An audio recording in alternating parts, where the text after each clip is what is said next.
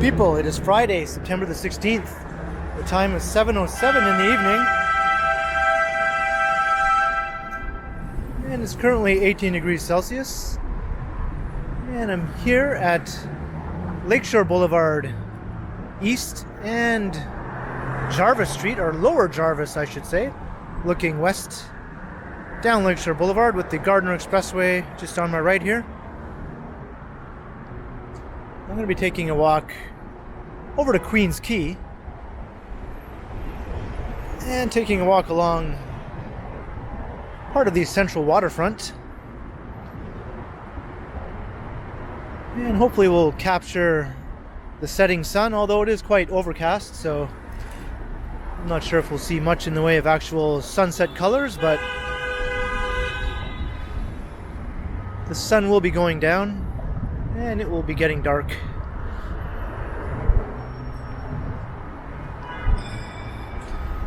And it's the usual traffic chaos here down by the Gardner Expressway.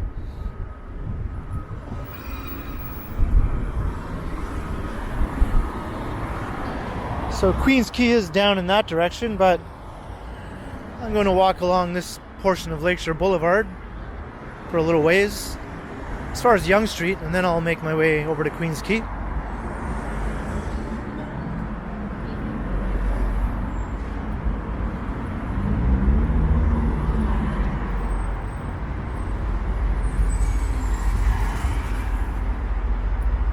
There's an eastbound GO train.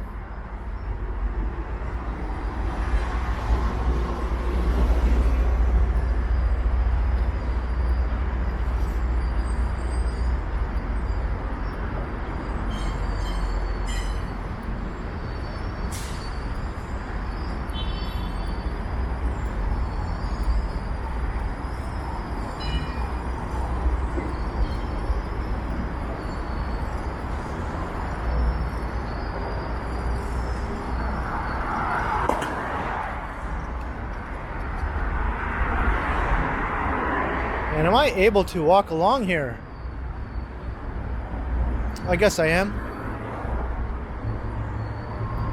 For a second I thought they blocked off the pedestrian access here, which wouldn't surprise me.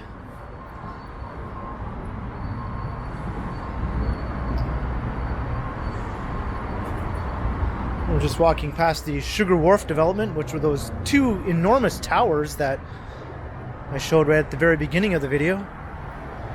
They're close to topping out. I think one has topped out, and the taller one just has a few floors to go, I think.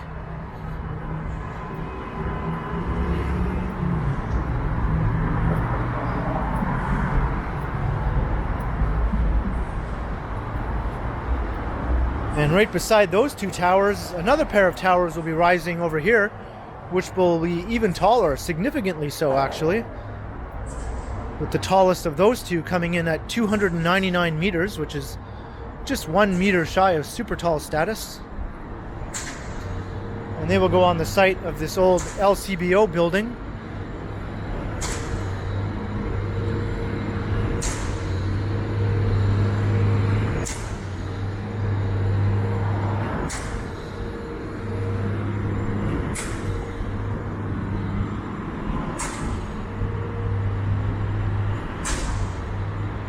So that's the taller of these two. And these ones come in the 230 meter range or so, which is very tall by almost standards of any city. But in Toronto, that's not extremely tall. There are many buildings taller than that now, or proposed to be taller, or under construction that are taller.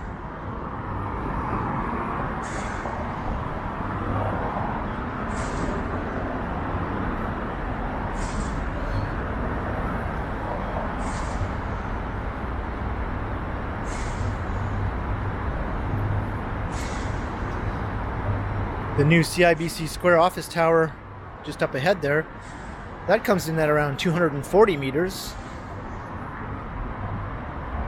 As does the new office tower at 160 Front, which you can see off in the distance. Roughly the same height. give or take a meter.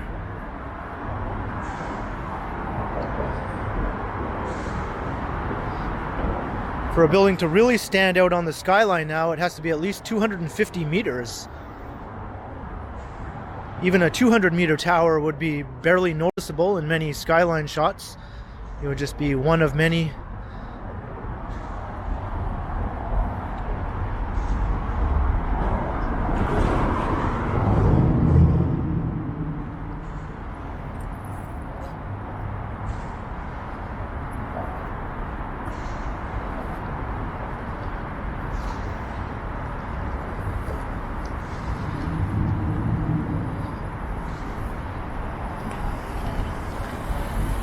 Maybe I'll take this street down. I don't think I've ever really recorded along here before.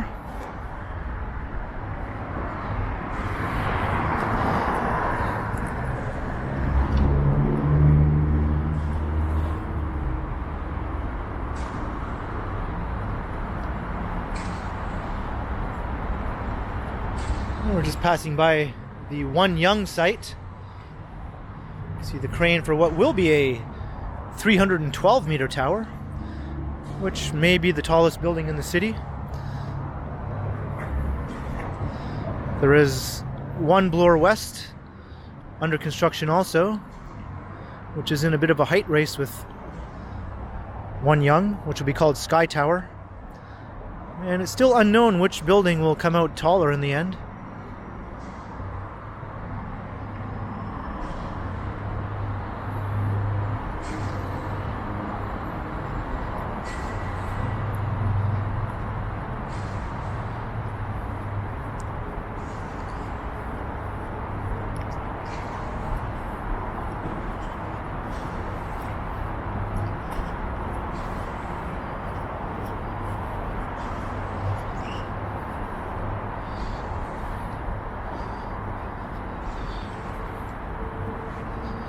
Wonder how long those bikes have been sitting there.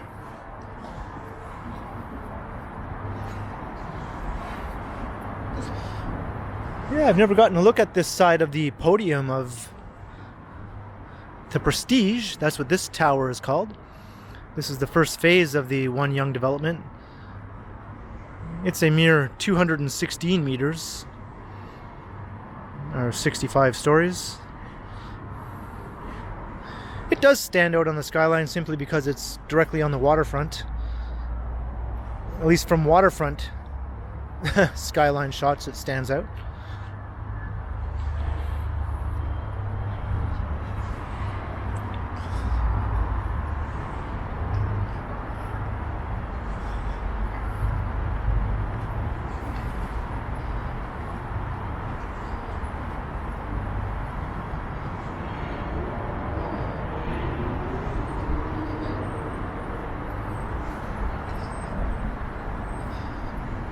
And there'll be another tower on that site in the 80-story range.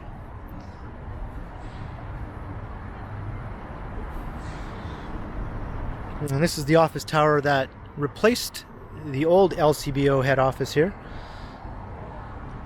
It's a rather bland glass box.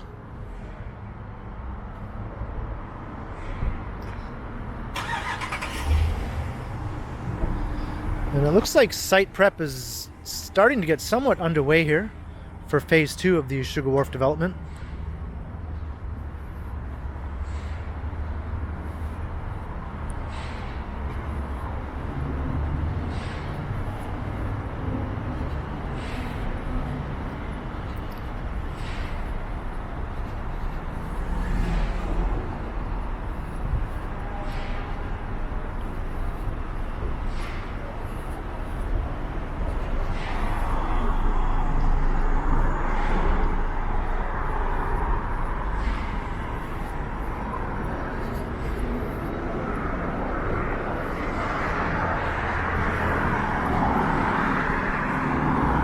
Here's Queen's Quay, looking east.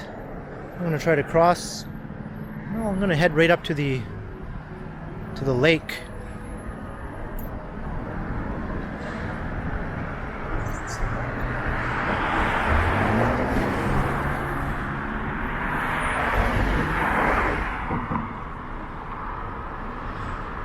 And that's a rather interesting looking condo. That's rather new, just completed in the last couple of years. I've heard people say it looks like a stack of pizza boxes, and I can see what they're talking about. Sort of looks like the floor of a student dorm.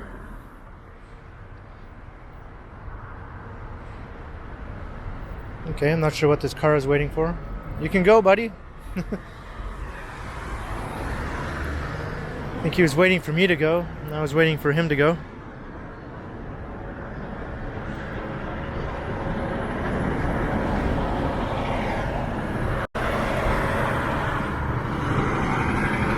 I'm going to cross over here because all these cars are waiting to make a turn.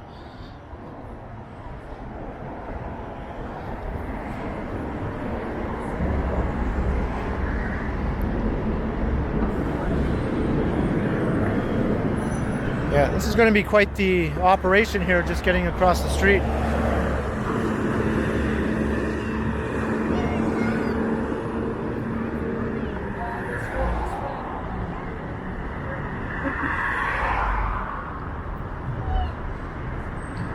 And this car thinks it's going to go right in the line of traffic.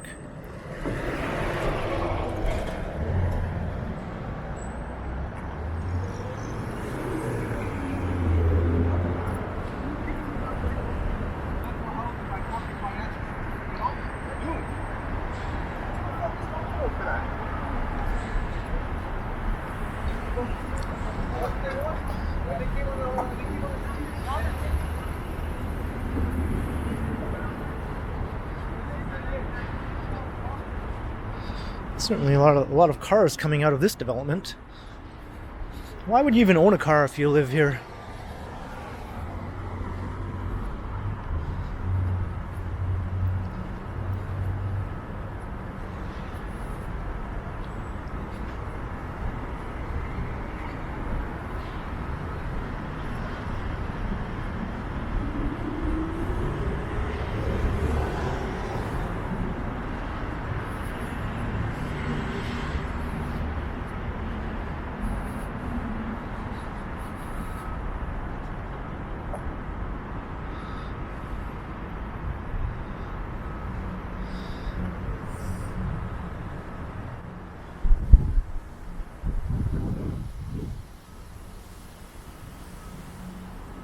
And this has this cool cantilevered section. I believe there are units inside there too.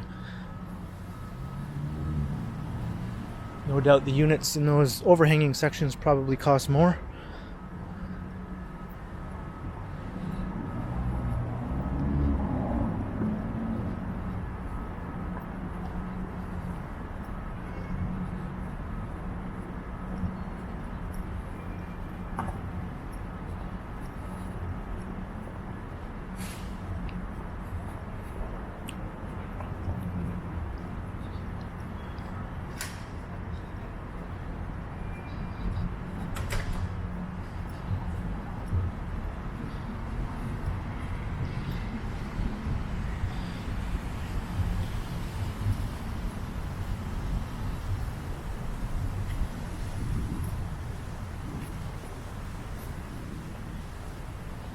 And it is pretty windy. I thought there might be some waves on the lake, but the harbor is somewhat protected, so the waves usually don't get too big here on this inner harbor section. On the other side of the islands, though, or to the east and west of the harbor, you can definitely see some big waves.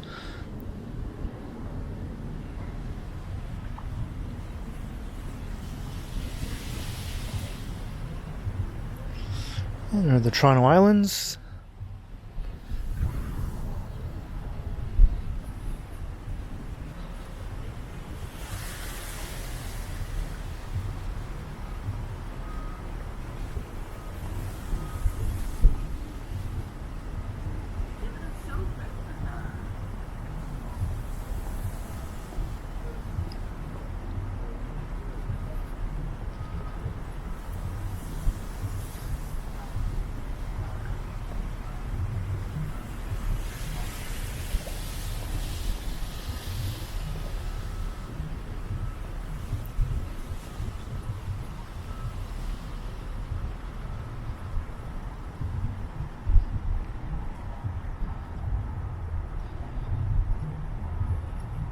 wonder if this parking lot will ever be developed.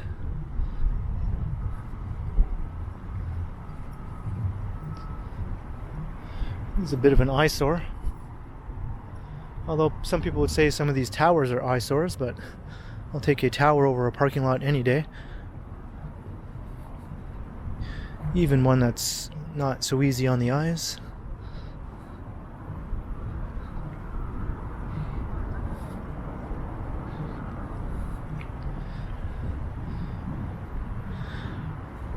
Well, no sign of any sunset or anything. I think it's way too overcast.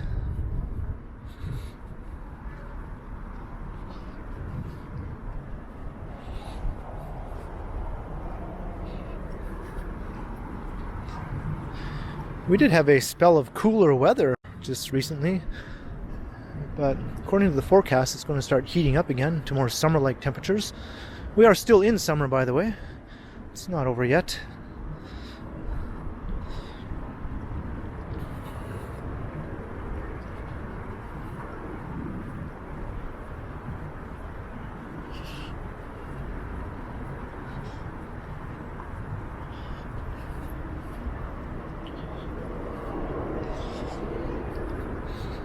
There's an odd smell in the air. I can't quite figure out what it is.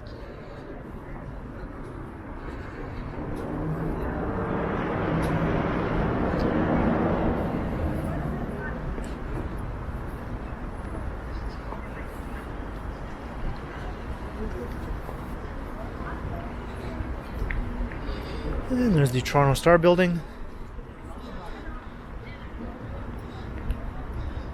That's also part of the One Yonge development. It will be getting a bit of an alteration. It will be largely left as is, though.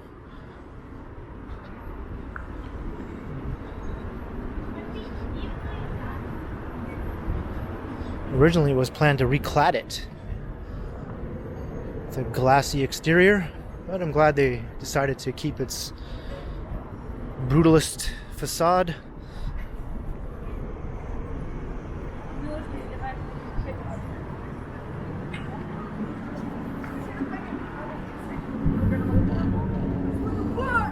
As you can catch a water taxi. That's an alternate way to get over to the Toronto Islands if you don't want to take one of the ferries.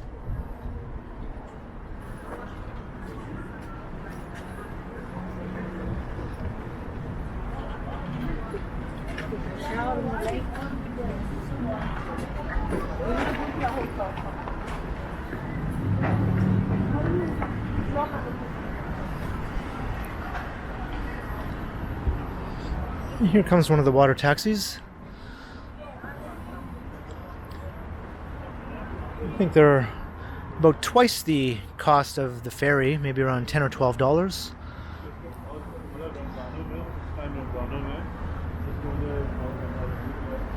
I'm not sure what work is going on here. Let's look straight up Yonge Street, or it would have been if it wasn't for all this fencing.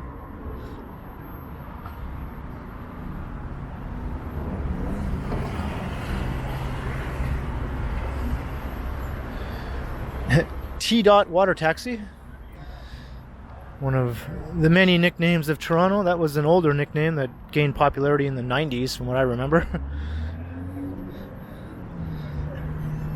It seems to have been largely supplanted now by the Six, which a lot of people seem to hate, but it doesn't seem to be going away.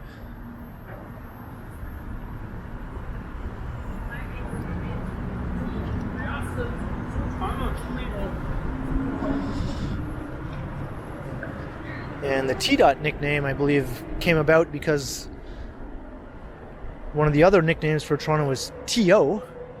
It's in Toronto, Ontario, and that can be written down as T.O.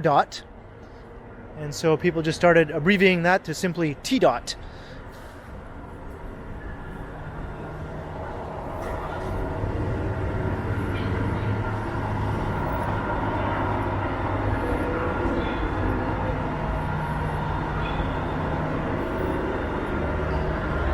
So I'm going to head back down to the lake.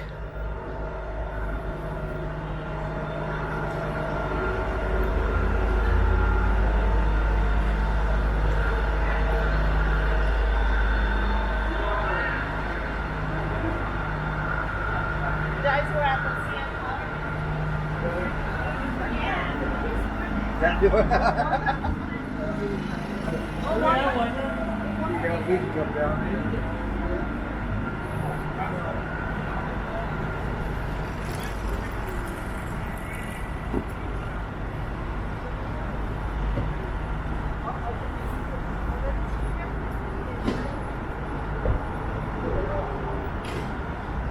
So look up Bay Street.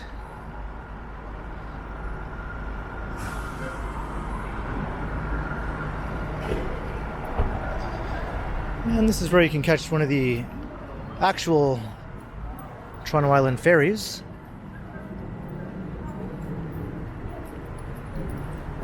Which are much larger than those water taxis that I showed you earlier. They can hold upwards of 900 people or more. I was quite surprised to hear about their capacity levels.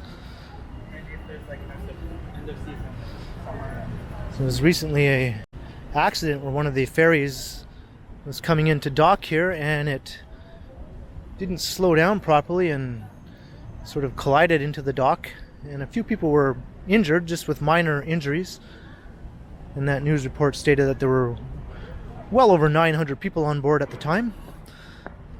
I was thinking, I had no idea that it could hold that many people. Jack Layton Ferry Terminal, named after a former city councillor and former leader of the New Democratic Party.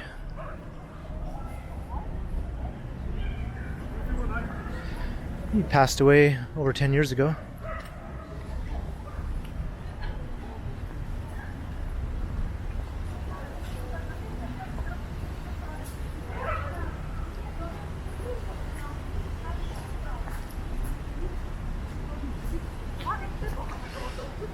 I've always walked past this and never really bothered to check it out. The Noronic Disaster. Cruise ship carrying 524 passengers docked at Pier 9. Notice smoke seeping and a fire. Apparently 119 people died aboard this ship. All of them but one were American passengers. I've never heard of this before. Great Lakes cruise ship, and they still do run Great Lakes cruise ships.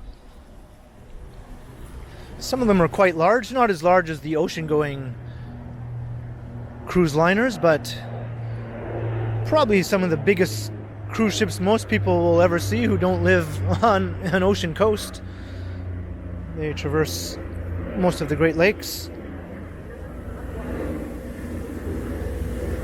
And I believe the dock here in Toronto for the cruise ships is over in the Portlands, which right now is a huge construction site, but in the not too distant future it will be a community. So having the cruise ships dock there will be quite nice. And there's one of the ferries. And over in that direction is where the cruise ships will dock. You see those lights off in the distance.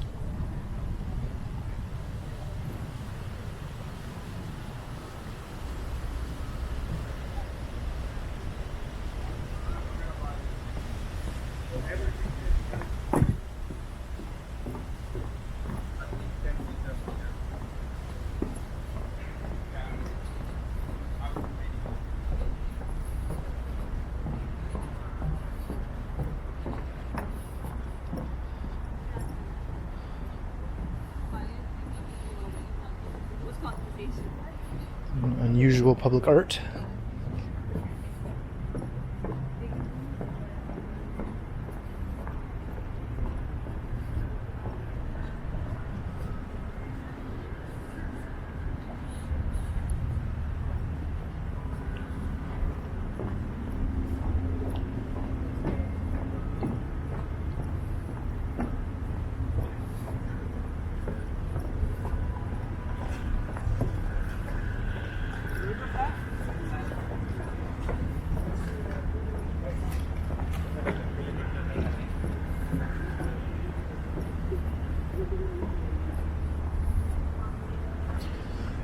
Look up through the grass here.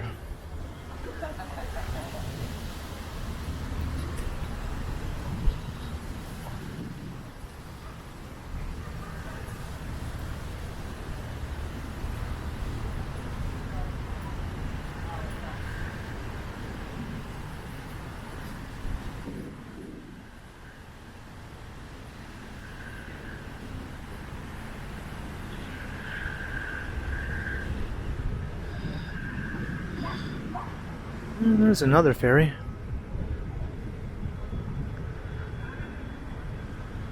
That's one of the smaller ferries. I think that might head over to Hanlan's Point,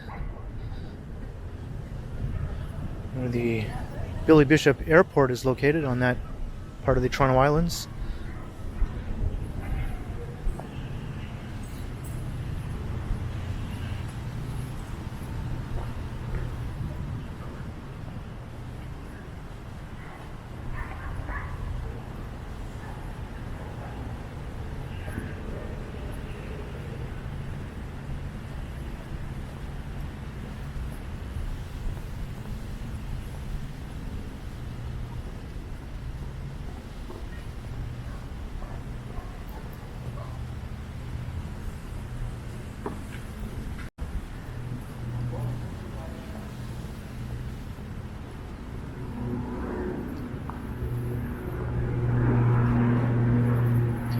And speaking of Billy Bishop Airport, there's a plane taking off.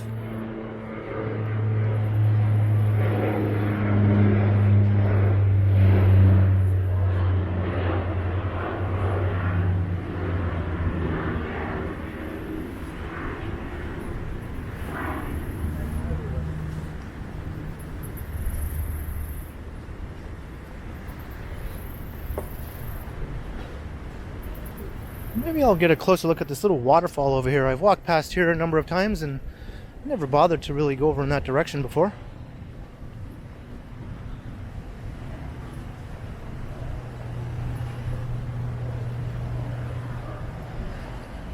It's always nice to check out new things on routes that you've previously taken.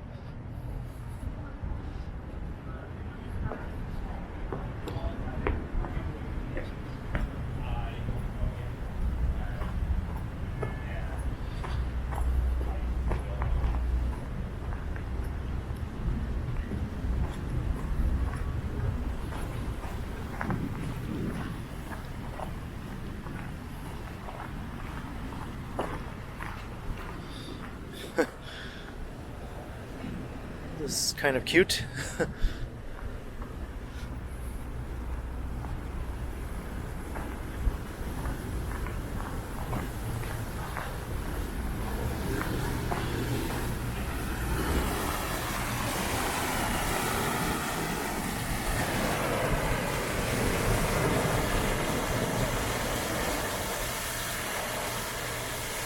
And someone could easily come up behind me and push me right in the water.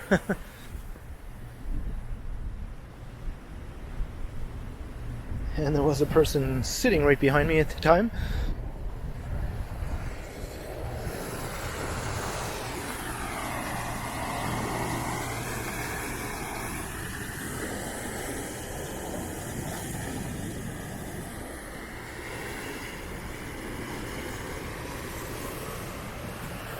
And it is starting to get dark. Too bad it's so overcast. We might have gotten some nice sunset shots.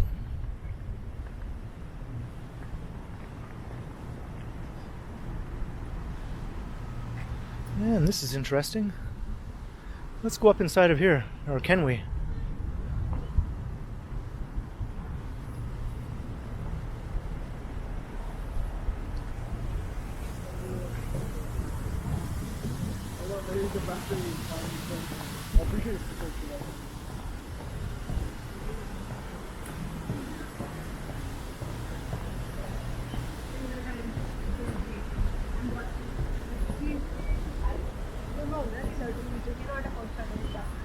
If that person is having that obviously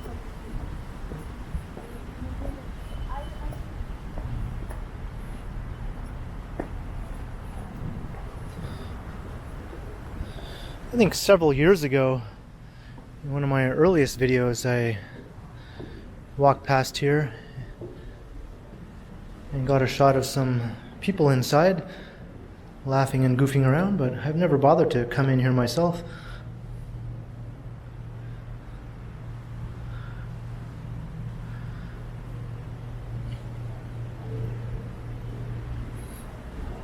Somebody discarded their shirt.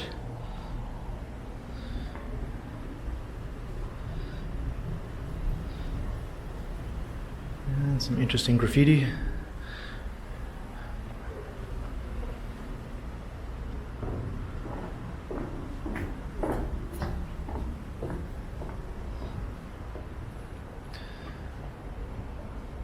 And this looks like a good place for amphibians to hang out, but I doubt there are any here.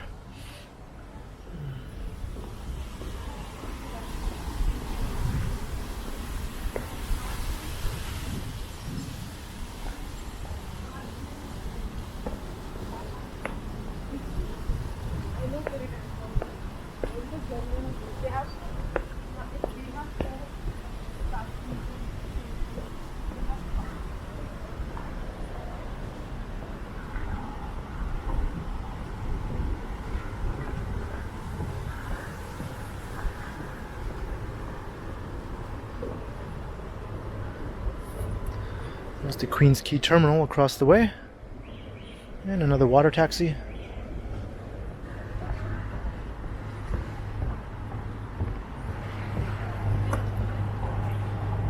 Unfortunately, we weren't able to get any nice, colorful sunset views, but we did check out a couple of things never before seen on my channel.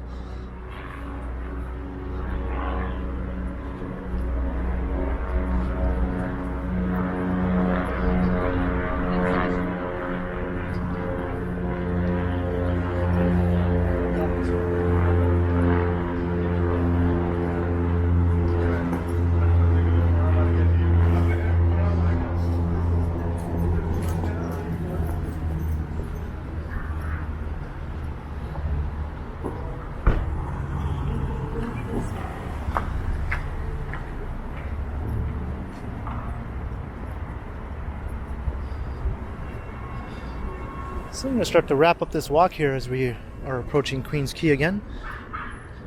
We're at the foot of York Street with a neat view of the CN Tower with its top shrouded in fog. So I hope you enjoyed the walk along part of Toronto's central waterfront